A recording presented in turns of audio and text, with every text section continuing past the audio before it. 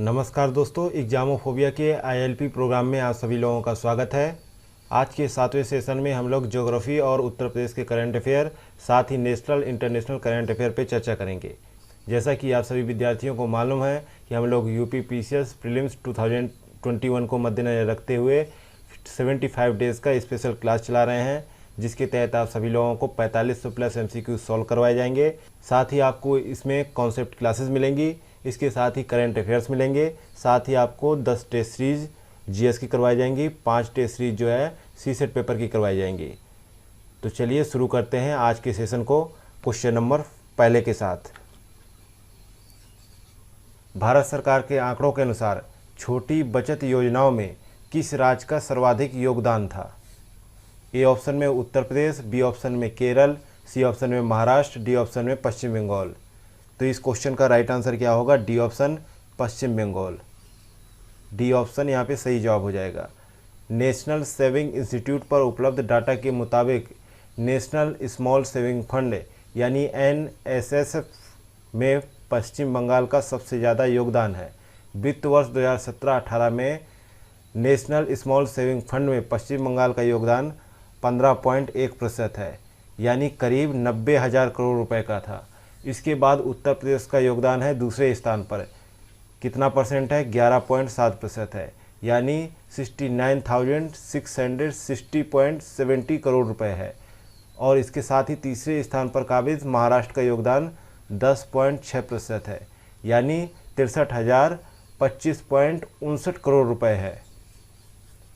आगे बढ़ते हैं, देखते हैं क्वेश्चन नंबर दूसरा। हाल ही में आरंभ किए गए अनाम्या अभियान का क्या उद्देश्य है? अभी हाल ही में एक अभियान शुरू किया गया है, अनाम्या अभियान। इसका उद्देश्य बताना है। तो दूसरे का सही जवाब क्या होगा? ए ऑप्शन आदिवासी समुदायों के स्वास्थ्य और पोषण स्थिति में सुधार लाने के लिए अनाम्या अभियान की शुरुआत की गई है। अनाम्या पिरामल फाउंडेशन और bill and Melinda Gates foundation द्वारा समर्थित एक आदिवासी स्वास्थ्य सहयोग है। नेक्स्ट है क्वेश्चन नंबर तीसरा। हाल ही में गठित इंडिया H2 अलायंस का उद्देश्य क्या है? इंडिया H2 अलायंस का उद्देश्य बताना है। तो इसका उद्देश्य जो है हाइड्रोजन प्रौद्योगिकियों का व्यवसायीकरण करना है। बी ऑप्शन यहाँ पे सही जवाब होगा। इंडिया H2 अलायंस का मुख्य रूप से उद्देश्य हाइड्रोजन प्रौद्योगिकियों के व्यवसायीकरण पर केंद्रित है। यह भारत में हाइड्रोजन अर्थव्यवस्था और आपूर्ति श्रृंखला को बढ़ावा देने की दिशा में काम करेगा। अगला है क्वेश्चन नंबर चौथा। किस संगठन ने वित्तीय समावेशन सूचकांक को प्रकाशित करने की घोषणा की है? तो इसका सही जवाब क्या होगा चौथे का? तो इसका सही जवाब होगा बी ऑप्शन, भारतीय रिजर्व बैंक ने इसकी घोषणा की है कि वे पिछले मार्च में समाप्त होने वाले वित्तीय वर्ष के लिए समय समय पर वित्तीय समावेशन सूचकांक यानी FI इंडेक्स को वार्षिक रूप से जुलाई में प्रकाशित करेगा। आगे बढ़ें तो देखते हैं क्वेश्चन नंबर पाँचवां। फोर्ब्स की दुनिया के अरबपतियों की 35वीं वार्षिक सूची 2021 में कौन शीर्ष पायदान पर रहा है? तो इसका राइट आंसर क्या होगा? D option. डी ऑप्शन यहाँ पे सही जवाब है। जेफ बेजोस जो है 35वीं वार्षिक सूची 2021 में फोर्ब्स की दुनिया की जो सूची जारी हुई है, 35वीं सूची जारी हुई है, उसमें अरबपतियों की सूची में पहले पायदान पर है। फोर्ब्स की दुनिया के अरबपतियों की 35वीं वार्षिक सूची में अमेजन के CEO और संस्थापक जेफ बेजोस लगातार चौथे साल भी शीर्ष पायदान पर है। फोर्ब्स ने बताया है कि बेजोस की शुद्ध संपत्ति यानी नेट कैपिटल जो है 177 अरब अमेरिकी डॉलर की है, जो एक साल पहले 64 अरब अमेरिकी डॉलर की थी। अगला है क्वेश्चन नंबर छठवां। हाल ही में भारत की सर्वोच्च न्यायालय ने किस नाम से अपना आर्टिफिशियल इंटेलिजेंस पोर्टल लॉन्च किया है? तो इसका सही जवाब क्या है? तो इसका सही जवाब है बी ऑप्शन, सुपेस के नाम से नया आर्टिफिशियल इंटेलिजेंस पोर्टल लॉन्च किया है भारतीय सर्वोच्च न्यायालय ने। नेक्स्ट है क्वेश्चन नंबर सातवां।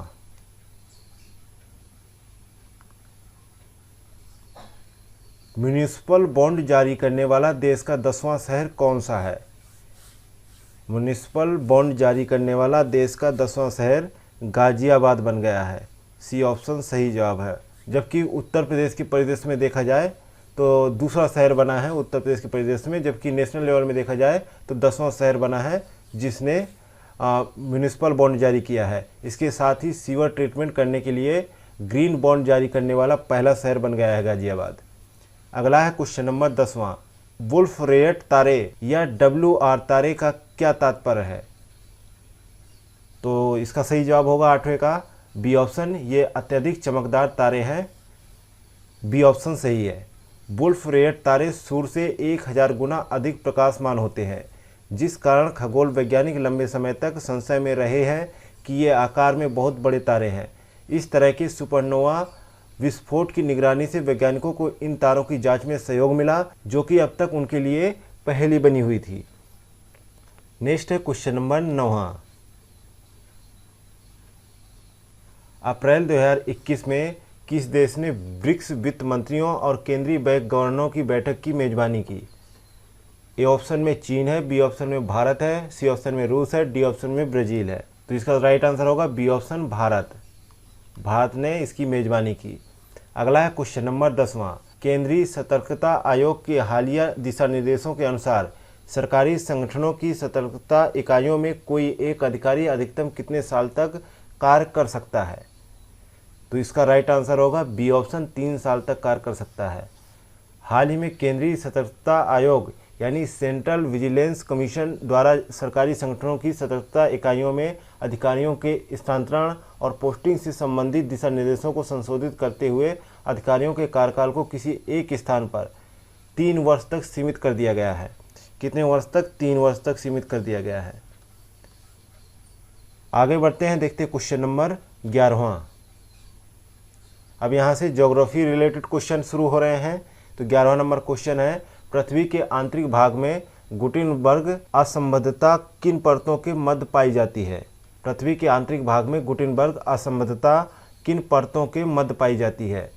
तो 11वें का राइट आंसर क्या होगा? ए ऑप्शन, मेंटल और कोर के मध्य पाई जाती है। ए ऑप्शन सही जवाब है। अगला है क्वेश्चन नंबर 12वां, आग्नेय चट्टानों के संबंध में निम्नलिखित कथनों पर विचार करें। तो पहला कथन दे रखा है, वे संरचना में क्रिस्टलीय होती हैं, और दूसरा कथन है इनमें जीवाश्म होते हैं। तीसरा कथन है वे प्रतिरोधी होती हैं। तो 12वें का यहाँ पे राइट आंसर क्या होगा? वे संरचना में क्रिस्टलीय होती हैं, वे प्रतिरोधी भी होती हैं, लेकिन इनमें जीवाश्म नहीं होता है। तो इसलिए इसका सही जवाब होगा बी ऑप्शन, पहला और तीसरा सही है। अगला है क्वेश्चन नंबर 13वां, रूपांतरित चट्टानों के संबंध में निम्नलिखित युग्मों पर विचार करें। एक तरफ मूल चट्टानें हैं, दूसरी तरफ उनकी रूपांतरित चट्टानें हैं। तो इनका मिलान करना है और जोड़ी ढूंढना है और सम्मिलित करके इसका सही जवाब देना है। तो 13वें में देखते हैं, पहला क्ले सिलेट से, और जो है बलुआ पत्थर संगमरमर, इसको बाद में देखते हैं। अगला है ग्रेनाइट नीस, अगला है सेल सिस्ट। दूसरा का मिलान सही नहीं है, इसलिए सी ऑप्शन यहाँ पे सही जवाब हो जाएगा। पहला, तीसरा और चौथा सही जवाब है। अगला है क्वेश्चन नंबर 14 है, गंधमर्दन पहाड़ियाँ निम्नलिखित में से किस राज्य में स्थित हैं? तो गंधमर्दन पहाड़ियाँ कहाँ स्थित हैं? ओडिशा में स्थित है। डी ऑप्शन सही जवाब है। नेक्स्ट है क्वेश्चन नंबर 15 है,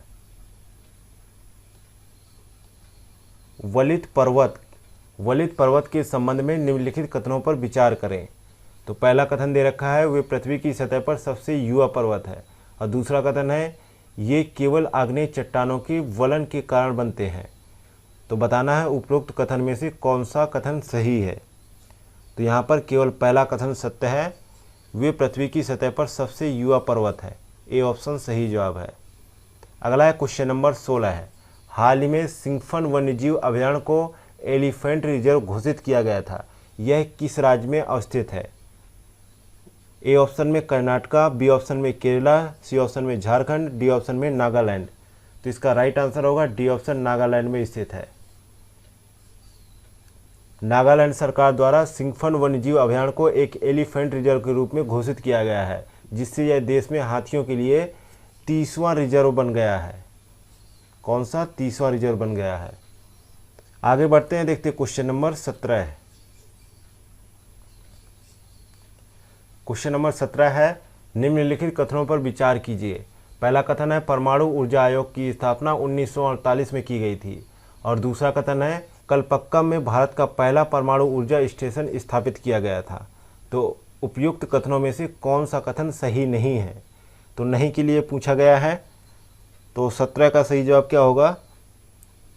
तो 17 का सही जवाब है बी ऑप्शन, यहाँ पे गलत है, सही नहीं है। बी ऑप्शन सही नहीं है, मतलब दूसरा सही नहीं है। भारत का पहला और सबसे बड़ा परमाणु ऊर्जा स्टेशन तारापुर परमाणु ऊर्जा स्टेशन महाराष्ट्र के तारापुर में स्थापित किया गया था। अतः कथन 2 सही नहीं है। नेक्स्ट है क्वेश्चन नंबर 18, प्राकृतिक गैस के परिवहन और विपणन के लिए निम्नलिखित में से किसकी स्थापना की गई थी? तो इसके लिए gas authority of India limited की यानी गेल की स्थापना की गई थी 1984 में। डी ऑप्शन यहाँ पे सही जवाब हो जाएगा। अगला है क्वेश्चन नंबर 19। क्वेश्चन नंबर 19 है, निम्नलिखित कथनों पर विचार कीजिए। तो पहला कथन है भारतीय मानक समय का रखरखाव राष्ट्रीय भौतिक प्रयोगशाला द्वारा किया जाता है। और दूसरा कथन है नेशनल एटॉमिक टाइम स्केल अंतर्राष्ट्रीय मानक समय से 3 नैनोसेकंड कम की सटीकता के साथ भारतीय मानक समय दर्शाता है। तो उपयुक्त कथनों में से कौन से कथन सत्य है, ये बताना है आपको। तो राष्ट्रीय भौतिक प्रयोगशाला भारत की मानक माप प्रयोगशाला है। भारत में एसआई इकाइयों के मानकों का रखरखाव करता है तथा भार एवं मापों के राष्ट्रीय मानकों की जांच करता है। साथ ही CSIR NPL भारत का राष्ट्रीय मापन संस्थान है और भारतीय मानक समय IST को स्पष्ट करने तथा इसे बनाए रखने के लिए अधिकृत यानी संसद के एक अधिनियम द्वारा लागू होता है। इस तरीके से कथन नंबर पहला सही है। और बात करें नेशनल एटॉमिक टाइम स्केल की, तो भारतीय मानक समय को 2.8 नैनोसेकंड की सटीकता प्रदान करता है, यानी 82 डिग्री 30 मिनट के देशांतर को भारत के मानक मध्याह्न के रूप में चुना गया है, जिसके अनुसार भारतीय मानक समय निर्धारित किया जाता है। अब भारतीय मानक समय 3 नैनोसेकंड से भी कम सटीक स्तर के साथ अंतर्राष्ट्रीय मानक समय के अनुरूप को दर्शाता है। इस तरीके से कथन 2 भी सही है। तो इस तरीके से यहाँ पे सही जवाब हो जाएगा सी ऑप्शन। अगला है क्वेश्चन नंबर 20, कपास की कृषि के संदर्भ में निम्नलिखित कथनों पर विचार कीजिए। पहला कथन है कपास एक रबी फसल है जिसके लिए रेगुर मृदा उपयुक्त होती है। दूसरा कथन है भारत वैश्विक रूप से कपास का तीसरा सबसे बड़ा उत्पादक एवं दूसरा सबसे बड़ा उपभोक्ता है। और तीसरा कथन है केरल एवं आंध्र प्रदेश भारत के सबसे अधिक कपास उत्पादक राज्य हैं।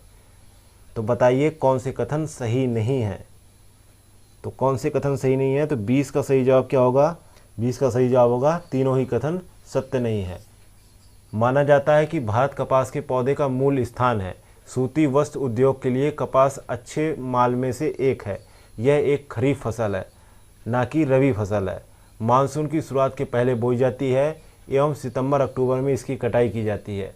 इसे परिपक्व होने में 6 से 8 महीने का समय लगता है। अतः कथन जो है पहला सही नहीं होगा इस प्रकार से, क्योंकि यहाँ पर रबी के लिए दे रखा है कथन में, जबकि कपास की फसल जो है खरीफ की फसल है।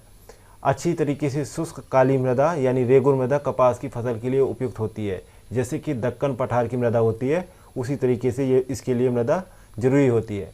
वहीं बात करें दूसरे कथन की बात करें तो भारत विश्व में कपास का सबसे बड़ा उत्पादक है एवं तीसरा सबसे बड़ा निर्यातक है।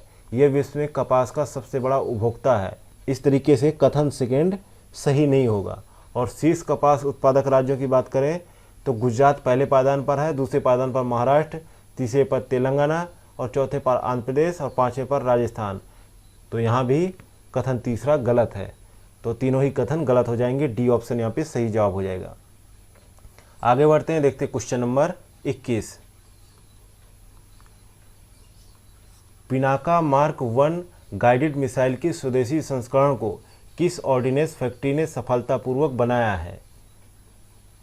तो इसका सही जवाब होगा C option, Kanpur ordnance factory ने इसको बनाया है। सी ऑप्शन यहाँ पे सही जवाब होगा। अगला है क्वेश्चन नंबर 22, उत्तर प्रदेश के किस रेलवे स्टेशन का नाम बदलकर वीरांगना रानी लक्ष्मीबाई के नाम पर करने को लेकर गृह मंत्रालय को प्रस्ताव भेजा गया है? तो इसका सही जवाब है A option, Jhansi railway station का नाम बदलकर वीरांगना रानी लक्ष्मीबाई के नाम पर करने का प्रस्ताव गृह मंत्रालय को भेजा गया है। अगला है question number 23। Banaras rail engine कारखाना बरेका में निर्मित 3000 हॉर्स पावर के 2 इंजनों को रेल मंत्री पीयूष गोयल ने किस देश को निर्यात किए हैं?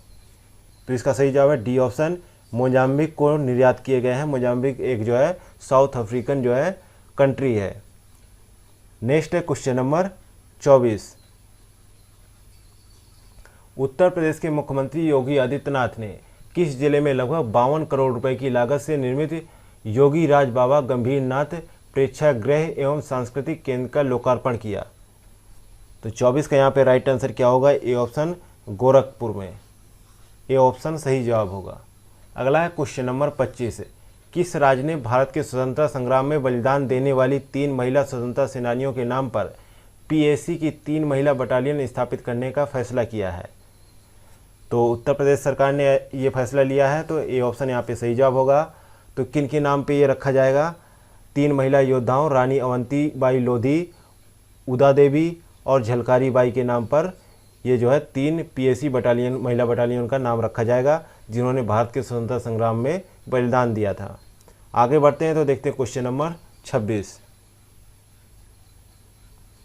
विश्व क्षय रोग दिवस के अवसर पर किस प्रदेश ने टीबी को हराने के लिए टीबी हारेगा देश जीतेगा नामक अभियान शुरू किया है?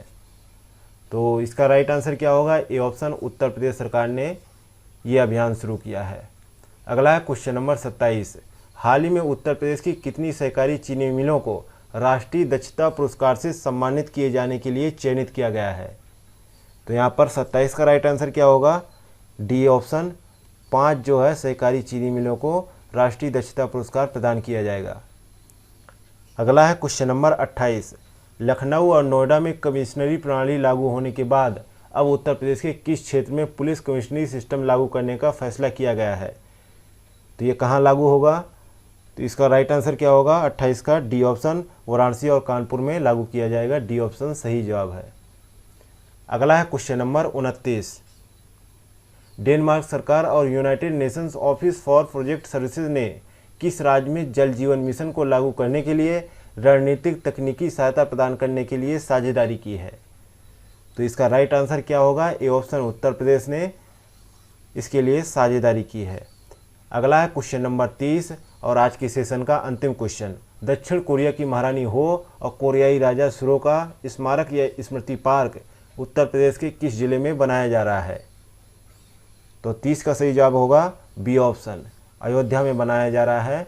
बी ऑप्शन यहाँ पे सही जवाब हो जाएगा। इसी के साथ ही ILP प्रोग्राम का 7वां सेशन यहीं पे कंप्लीट होता है। मिलते हैं नेक्स्ट सेशन में। Thank you for watching Examophobia YouTube channel. अरे भैया सुनो सुनो, हाँ तुम्ही से कह रहे हैं। अब यहाँ तक आ ही गए हैं तो मतलब वीडियो अच्छी लगी है, और वीडियो अच्छी लगी है तो लाइक करना शर्माना कैसा? तो हमारी वीडियो को लाइक करें, शेयर करें और चैनल को सब्सक्राइब करना बिल्कुल ना भूलें। धन्यवाद।